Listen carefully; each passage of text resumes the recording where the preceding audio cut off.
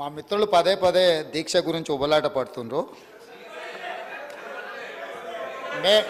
మేము ఎప్పుడు కూడా చావు నోట్లో తలబెట్టి తెలంగాణ సాధించినమని మేము ఎప్పుడు చెప్పుకోలే. 24 గంటలు తిరగకంటే ముందే నిమ్మకాయ రసం దాగి మేము నిమ్స్ హాస్పిటల్లో ఎక్కించుకొని మేము ఎప్పుడు దీక్షలు చేసి చావు నోట్లో తలబెట్టినమని అబద్ధాలు చెప్పలే. రెండవది, 100 రూపాయలు పెట్టి పెట్రోల్ కొనుక్కున్నాం కానీ 10 పైసలు పెట్టి అగ్గిపెట్టే కొనుక్కోక డ్రామా చేయడం ద్వారా శ్రీకాంతాచార్యని, ఓ ఈశాన్ రెడ్డిని, ఓ యాదయ్యను మేము బలి కొనలే. మేము ఎవరి శవాల ప్రాతిపదికనో ఎవరి ప్రాణాల ప్రాతిపదికనో మేము అధికారంలోకి రావాలని కోరుకోలేదు. కోల్పోయిన అధికారాన్ని మళ్ళీ ఇతర ప్రాణాలను బలిచ్చి కుర్చీలో కూర్చోవాలని అనుకోవడం లేదు. అయితే తెలంగాణ రాష్ట్ర విశాల ప్రయోజనాల దృష్ట్యా అక్కడ కల్వకుంట్ల తారక రామారావు గారు, ఇక్కడ తన్నీర్ హరీష్ రావు గారు దీక్ష గురించి ప్రతిపాదించిండ్రు. తప్పకుండా జంతర్ మంతర్లో చంద్రశేఖరరావు గారిని రమ్మనుండ్రి. చంద్రశేఖరరావు గారు, నేను ప్రతిపక్ష నాయకుడిగా చంద్రశేఖరరావు గారు, సభాపక్ష నాయకుడిగా నేను తెలంగాణకు నిధులు తెచ్చుడో అవసరమైతే సచ్చుడో తేలుద్దాం. మేం సిద్ధం. తారీఖు పెట్టండి, చంద్రశేఖరరావుని తీసుకొని రండి. మేమంతా 9 మంది శాసనసభ్యులు పార్లమెంటు సభ్యులుంటే ప్రధానమంత్రి తెలంగాణను వ్యతిరేకిస్తూ ఇదే తెలంగాణ బిల్లు తల్లిని చంపి బిడ్డను తీసుకుపోయారు. తలుపులేసి దేశ విభజనను కోరేవాళ్ళు ఈ బిల్లును ఆకాంక్షించారనంటే ఆనాడున్న 9 మంది బీఆర్ఎస్ ఎంపీలు ఎందుకు మౌనంగా ఉన్నారని అడుగుతా ఉన్నాం. ఈ భారతీయ జనతా పార్టీలు ఇవాళ కూడా తెలంగాణలో ఉన్నటువంటి ఎన్డీఏ భాగస్వాములైన భారతీయ జనతా పార్టీ నాయకులు వాళ్ళ రక్త DNA పరీక్ష చేసుకోవాలి. తెలంగాణ పౌరుషం ఉందా లేదా? ఇవాళ వీళ్ళు బీజేపీకి సంబంధించినటువంటి బానిసలుగా ఉండేటువంటి ప్రయత్నం చేస్తున్నారు. అధ్యక్ష, మేము అడుగుతా ఉన్నాం ఇలా తెలంగాణ అమరులను కించపరిచే విధంగా అసలు ఈ సభ తీర్మానం చేయాలి.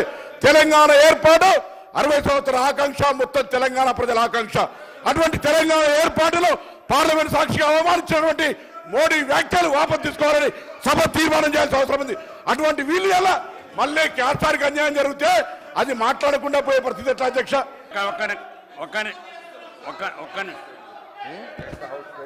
మీరు చాలా సందర్భాల్లో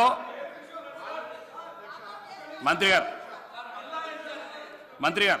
అధ్యక్ష, వీళ్ళు కూడా తెలిసి తెలియక మెల్లగా భారతీయ జనతా పార్టీ వాకౌట్ చేసినట్టు వాకౌట్ చేయాలని నేను ప్రొటెస్ట్ చేస్తే నేనేం చేయలేదు.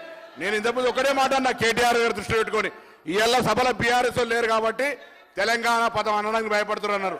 నేనన్నా 9 మంది ఎంపీలు నాడు తెలంగాణను నరేంద్ర మోడీ గారు ప్రధానమంత్రిగా అవమానపడితే ఎందుకు మౌనంగా ఉన్నారని అడిగితే తప్ప అధ్యక్ష.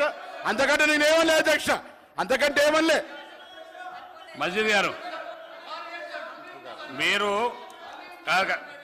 రామారావు గారు, మీరందరూ కూర్చోండి, ఒక్క నిమిషం కూర్చోండి. మీకు చాలామంది సభ్యులు పేర్లు పెట్టి పేర్లతో ప్రస్తావిస్తున్నారు. అందులో మంత్రి గారు కూడా రామారావు గారు ప్రస్తావించారు. మీరు మాట్లాడేటప్పుడు కూడా చాలాసార్లు ఇతర సభ్యులు, ఇక్కడ సభలో లేని సభ్యుల గురించి కూడా మాట్లాడారు. ఇట్లా అందరికీ క్లారిఫికేషన్కి ఇస్తుంటే ఉన్నటువంటి సమయం ఇంకా చాలామంది మాట్లాడవలసిన వాళ్ళు ఉన్నారు. డిప్యూటీ సీఎం గారు మాట్లాడవలసిన వాళ్ళు ఉన్నారు. కాబట్టి దయచేసి రామారావు గారు, మీరు ఇంకో క్లారిఫికేషన్ అనుకుంటే ఇచ్చేవాని, కానీ మీరు పేరు ప్రస్తావన చాలామంది సభ్యులు ప్రస్తావించారు కాబట్టి ఆ సందర్భంలో మీకు ఇవ్వట్లేదు. మంత్రి గారు కానివ్వండి, మజీద్ గారు కానివ్వండి. మజీద్ గారు,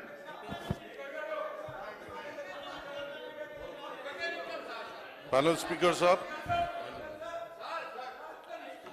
our party All India Majlis Ittehadul Muslimin has been demanding that Telangana state should be given a fair deal by the union government. This has been our party's persistence stand ever since the beautification of United Andhra Pradesh and formation of Telangana state in June 2014.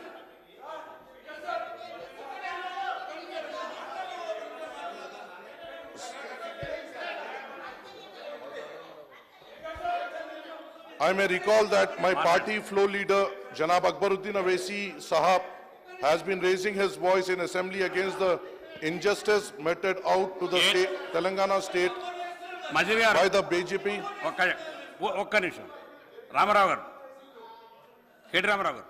Speaker sir, మీరు clarification అది మాత్రమే చెప్పండి. మంత్రి గారు ఏం చేస్తారు? Sir, అరే మీకు అభినందనలు చెప్పదా సార్? మీరు ఆ కుర్చీలో బ్రహ్మాండంగా సభ నిర్వహిస్తున్నారు. ముందుగా మీకు అభినందనలు. మీకు పదోన్నతి కూడా రావాలని మనస్ఫూర్తిగా కోరుకుంటున్నాను సార్. ఒకటి.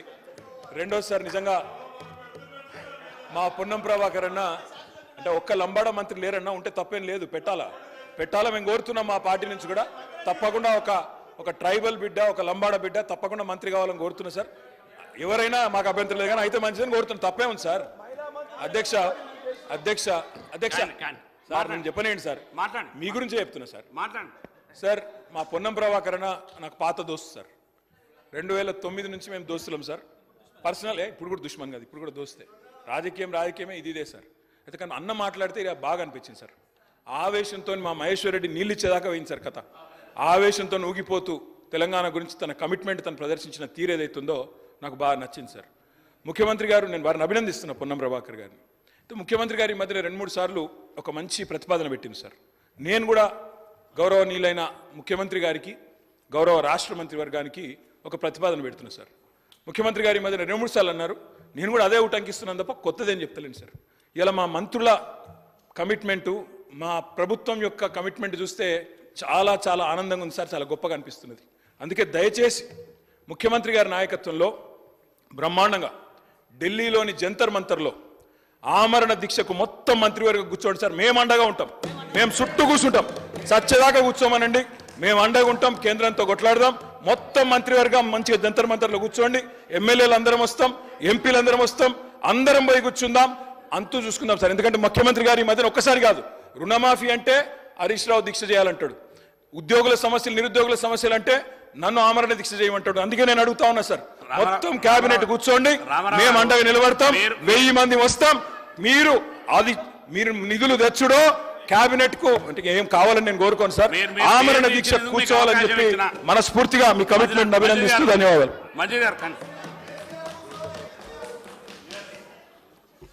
Panel Speaker Sahab, our party All India Majlis Ittehadul Muslimin has been demanding that the Telangana state should be given a fair deal by the union government. This has been our party's persistent stand ever since the beautification of United Andhra Pradesh and formation of Telangana state in June 2014.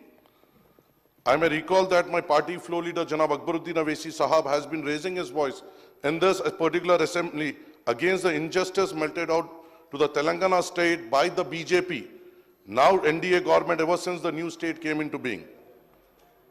Participating in the discussion on the Governor's Address, State Budget Appropriation Bill and short discussion on various subjects, Janab Akbaruddin Awaisi Sahab has been demanding the union government to do justice to the state and implement all the assurances contained in the AP Reorganization Act.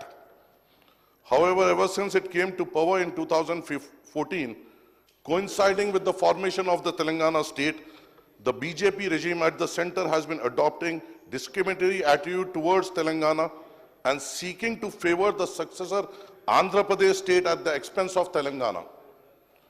Our party has been highlighting how the union government has been denying its rightful share to Telangana in devolution of central taxes as well as in the central grants in aid for the central schemes and centrally sponsored schemes.